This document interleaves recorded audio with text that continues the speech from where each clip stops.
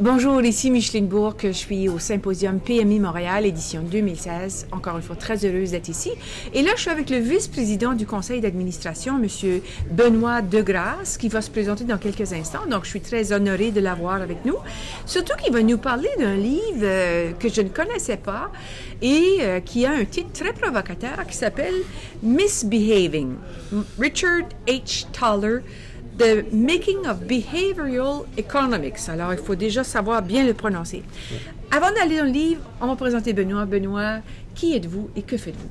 Alors, moi, je suis Benoît Degrasse. Je suis, comme tu l'as mentionné, je suis sous le conseil d'administration PMI Montréal. Et puis, ça fait 20 ans que je travaille comme conseiller, comme consultant en gestion de projet, mais aussi depuis un peu plus d'une quinzaine d'années, je suis formateur et conférencier. OK. Je donne beaucoup de formations dans le domaine de la gestion de projet, beaucoup en entreprise. OK. Et donc, je roule ma bosse dans le monde de la gestion de projet depuis plusieurs années. Depuis plusieurs années. Exact. Puis je suis président de ma propre firme, PMC. Excellent. Quel genre de lecteur es-tu? Je suis un lecteur assez hétéroclite. Je m'intéresse à beaucoup de choses, à beaucoup de sujets différents. Je m'intéresse beaucoup à l'histoire. Je crois beaucoup que ce que les gens qui ont passé avant nous ont appris, il y a des choses qui peuvent nous enseigner, qu'on a beaucoup à apprendre d'eux. Je m'intéresse à une foule de sujets qui ont parfois rien à voir ou en surface rien à voir avec la gestion de projet, parce qu'il n'y a pas juste la job dans la vie. Non, il n'y a pas juste donc, je suis un lecteur assez diversifié. Je vais lire autant des romans que des ouvrages plus sérieux, plus de type essai d'affaires. Mais tu lis? Mais je lis. Tu lis toutes les semaines? Non, je lis souvent quand je suis en avion. Quand je voyage, je me déplace soit à l'intérieur du Canada ou à l'étranger. Je lis en vacances. Oui, alors, c'est sûr que bien installé tranquillement au soleil, on aime bien lire. Alors, oui, mais c'est ça. Donc, le livre, pour toi, c'est un outil qui te permet d'ouvrir les horizons, de découvrir. C'est un outil d'évasion, c'est un outil qui ouvre les horizons, c'est un outil qui permet de découvrir de nouvelles choses. Excellent. Bonne réponse. Alors maintenant, présente-nous ce livre-là. Et comment est-il arrivé dans ta vie? Alors, évidemment, il est arrivé dans ma vie comme beaucoup d'autres livres sont arrivés dans ma vie. C'est-à-dire que tu es à l'aéroport, tu attends entre deux vols, puis là, il y a une petite boutique. Tu te dis, on va aller regarder un petit peu, on va regarder qu'est-ce qu'ils ont comme ouvrage. Et puis, je suis tombé sur celui-là, puis évidemment, le titre a attiré mon attention, Misbehaving, qui veut pas être un peu rebelle. Je suis tombé là-dessus, c'est un livre sur l'économie comportementale. OK. Alors, j'ai vu ça sur la tablette, je me suis dit, tiens, je l'achète, ça a l'air intéressant. Parce que, comme je disais, j'aime bien les livres qui traitent d'un sujet qui ne m'est pas familier nécessairement. Je vais apprendre quelque chose d'autre, je suis curieux de nature. Et quand j'ai vu ça, j'ai dit, tiens, ça devrait être intéressant. Puis je m'intéresse depuis que j'ai commencé à donner des formations en gestion de projet, je me suis toujours intéressé au comportement des gens dans les projets, dans le monde des affaires, parce que très tôt dans ma carrière, j'avais lu un autre livre que probablement vous avez déjà regardé ou analysé, qui s'appelle Critical Chain de Eli Goldratt. Okay. Et dans ce livre-là, Goldratt, qui met de l'avant la théorie de la chaîne critique, parle de syndrome de l'étudiant, de cherry picking, de toutes sortes de choses. Puis je trouve ça intéressant de dire, parce qu'en gestion de projet, on parle souvent de méthodologie, on parle souvent de l'importance du leadership du chef de projet, mais le comportement des gens à travers tout ça, là, parfois on fait comme si ça n'existait pas. Ou si on fait comme si les gens allaient se comporter, si on avait une méthodologie, si on a des règles en place et des incitatifs, les gens vont se comporter comme on le veut. Et dans ce livre-là, quand on lit la table des matières, on dit, les gens ne se comportent pas toujours de façon rationnelle, ce qu'on sait très bien. Puis, quand on lit le résumé, ce qu'il nous dit, c'est que finalement, ça a chambardé la science de l'économie. Okay. Puis j'ai dit, peut-être qu'il y a des petites leçons à apprendre pour la gestion de projet là-dedans. Puis, comme c'était un sujet qui me titillait depuis une quinzaine d'années, c'est venu me chercher. Alors, de quoi parle-t-on? Qu'est-ce qu'est l'histoire? Alors, l'histoire, et ce qu'il faut savoir, c'est que Richard Thaler, c'est un chercheur renommé dans le domaine de l'économie comportementale, avec un bonhomme qui s'appelle Kahneman, qui était prix Nobel d'économie en 2002, avec qui il a travaillé, et un autre, je pense son nom, c'est Tversky.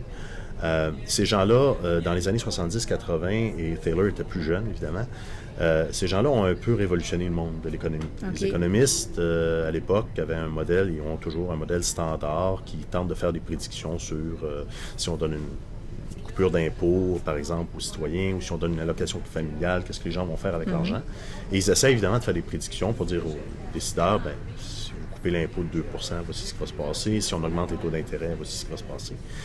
Et Kahneman, Thaler et compagnie ont dit, mais il me semble qu'il y a quelque chose qui ne marche pas parce que vous prédisez que les gens vont se comporter d'une manière, mais nous, dans le laboratoire, quand on pose des questions, quand on fait des enquêtes, quand on fait des expériences avec des participants, on leur donne des tasses, on leur dit que la tasse vaut 5 $, qu'est-ce que vous voulez faire avec, etc. Le comportement qu'on observe dans le laboratoire, c'est pas compatible avec les hypothèses que vous avez dans votre modèle standard pour faire des prédictions. Évidemment, il y a eu une guerre, entre guillemets, à l'époque. Les tenants de l'école ancienne n'étaient pas prêts à laisser partir leur théorie et leurs principes. Thaler, Kahneman et compagnie ont dit, ben, écoutez, on ne peut pas laisser ça de côté. Et donc, ce qu'il raconte dans le livre, c'est toute l'évolution de la science de l'économie comportementale. Ce qui est intéressant pour des gens qui sont en gestion de projet, c'est qu'ils soulèvent des phénomènes qui sont importants en économie, mais qui sont vachement importants aussi pour les gestionnaires de projet. Ça explique, par exemple, pourquoi est-ce que si on va voir quelqu'un ce matin et qu'on lui demande combien de temps ça va te prendre de faire ce job-là, la personne va réfléchir, va dire la dernière fois qu'on m'a demandé ça, ça a pris 2 semaines. Ouais, OK. Mais il y a eu tel problème, telle chose, il y a eu des pépins, etc. Ben, je vais demander 2 semaines pour être certain. OK, parfait. Le temps passe. La journée arrive où il faut faire le travail. Qu'est-ce que les gens font? Ben, Goldratt nous dit qu'ils font du syndrome d'étudiant. J'attends à la dernière minute. Pourquoi? Parce que dans ma tête, je me dis, ouais, mais je suis capable de faire ça en 3 jours. Exactement. C'est le même travail. Mais si je te demande 2 mois avant, tu me dis que ça va te prendre 2 semaines, puis la journée que tu viens pour commencer, dans ta tête, tu es capable de le faire en 3 jours. C'est pas logique. C'est pas rationnel. Et Thaler explique un peu pourquoi les gens ont ces comportements-là. Pourquoi est-ce que des gens vont venir vous voir, puis ils savent qu'ils sont dans le trouble, le livrable ne sera pas prêt à temps, oh non, ça va bien aller, ça va bien aller. Ils espèrent qu'à la toute fin, tout va se résorber. Tout va se résorber, tout va se résoudre, ça va bien aller. Il dit, ben, puis en fait, Thaler ne l'explique pas comme ça, mais on peut imaginer que c'est la même chose dans un casino. Quand quelqu'un est assis à la table de blackjack, vient de perdre 500 $, mais il reste assis avec son dernier 10 $ à essayer de se refaire. Pourquoi? Il n'y a pas plus de chance. Qu'est-ce qu'il dit à cet effet-là? Qu'est-ce qu'il donne comme information pour mieux comprendre ça? En fait, ce qu'il donne comme information, c'est que eux, dans leur cheminement, ils ont essayé de déboulonner tous ces mythes-là. Ils ont fait des expériences en laboratoire avec des participants, des volontaires. Ils les ont mis dans des situations, puis ils leur ont posé des questions. Ils disent, qu'est-ce que tu ferais? Il arrive ça, voici. Puis parfois, ça implique de l'argent. Les étudiants devaient mettre 10 $ sur la table, puis ils pouvaient le perdre. Puis, eux expliquaient, par exemple, pourquoi est-ce que les gens perdaient de l'argent au casino. Pourquoi est-ce que... pour eux, c'était strictement dans le but de mieux expliquer les modèles économiques. Mais je pense que ce que Thaler ne réalise pas, mais qu'en lisant son ouvrage, on s'en rend compte, qu'en lisant aussi les autres ouvrages qu'il a écrits comme Nudge, qui est un autre ouvrage du même auteur, on peut facilement faire des extrapolations pour dire que si ça arrive au casino, ça doit arriver dans nos projets. Si ça arrive dans un hôpital, ben, ça doit sûrement arriver dans nos projets. Parce que c'est quand même des humains. Là. C'est des humains qui traitent des patients, c'est des humains qui jouent au casino, puis c'est des humains qui jouent dans nos projets, puis qui font des paris avec le temps qu'ils ont pour faire une job, des choses comme ça. Alors... Donc, c'était un peu comme un light bulb moment pour toi? Est-ce que ça t'a vraiment saisi comme tu n'avais jamais pensé à ça, puis tout d'un coup, ça t'éclaire sur certaines questions? En fait, pour moi, ce qui est intéressant, puis c'est que ça fait 10-15 ans que je parle de ces phénomènes-là dans mes formations. Ça fait 10-15 ans que j'en discute dans des conférences, des choses comme ça. Puis, il y a quelques années de ça, quand j'ai découvert la discipline de l'économie comportementale, j'ai je suis pas tout seul à avoir pensé à ça. Il y a du monde dans d'autres disciplines, puis la gestion de projet, je le disais tantôt, on est tous pareils. Là. Le chemin critique, ça n'a pas été inventé par des gestionnaires de projet. Les Kanban qu'on utilise en gestion agile, Scrum, ça n'a pas été inventé par des gestionnaires de projet. Ça vient du domaine manufacturier.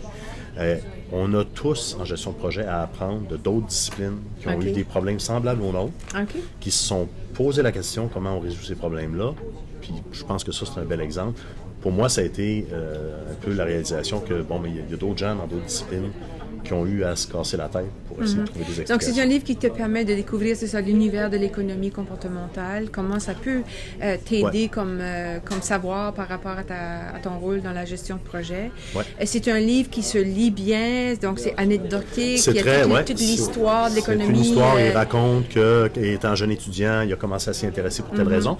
Mais ce qui est vraiment intéressant pour quelqu'un qui ne connaît pas l'économie comportementale, c'est que à travers tout ça, il donne des exemples. Okay. Alors, évidemment, il donne des exemples des tests qu'ils ont fait en laboratoire, Okay. puis pour prouver Voici tel ce qui phénomène, se passait, tel voici autre qui était phénomène. la réalité. Exactement. Okay. Les économistes prédisaient telle chose. On a fait des tests en laboratoire. C'est pas ça qui se produit. Voici pourquoi.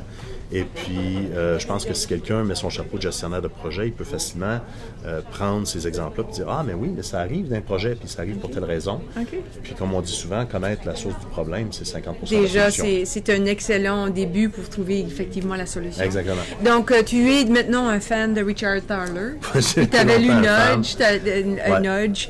Est-ce que ça va t'inciter à faire d'autres lectures en économie comportementale? Oui, ça fait un bon bout de temps que je lis de plus en plus d'articles sur ça. En fait, je pense que l'économie, quand on parle d'économie, souvent, nous, on pense marché boursier, on pense finance, mais la réalité, c'est que l'économie, c'est la science des échanges entre les individus. Ouais. La science des échanges entre les individus en gestion de projet, c'est drôlement important. C'est important. Parce que dans un projet, on est constamment en échange avec d'autres individus. Alors, chers collègues de la gestion de projet, voici une lecture complètement différente de ce que vous avez l'habitude de lire, qui va vous ouvrir les horizons sur comment l'économie comportementale peut vous aider à mieux gérer, pas gérer dans le sens traditionnel, mais mieux saisir ce qui se passe dans un contexte de projet. J'ai bien dit? Oui. Excellent. Mais merci beaucoup pour la recommandation. Excellent. Et bonne continuité, puis lâchez pas la lecture. Merci, Micheline.